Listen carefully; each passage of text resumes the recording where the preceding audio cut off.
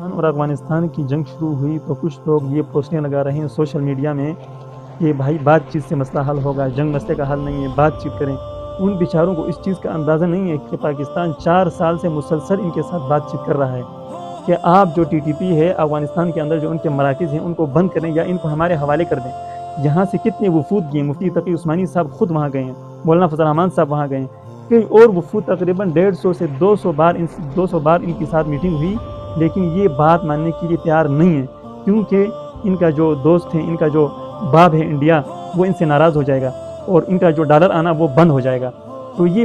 باتوں سے بالکل، ہم نے ایک محاورہ آپ لوگوں نے سنا ہوگا کہ لاتوں کے بت باتوں سے نہیں مانتے، تو یہ باتوں سے ابھی بالکل نہیں مان رہے۔ تو ابھی اس کا آخری یہ حل رہ گیا تھا کہ ان کے ساتھ جنگ کی جائے، تو ان کو اتنا مارنا چاہیے کہ یہ تاکہ دوبارہ اپنی پرانے والے غاروں میں چلے جائیں۔ اس کا اور کوئی بھی حل نہیں ہے کیونکہ یہ بات چیت سمجھنے کے بالکل قابل نہیں ہے۔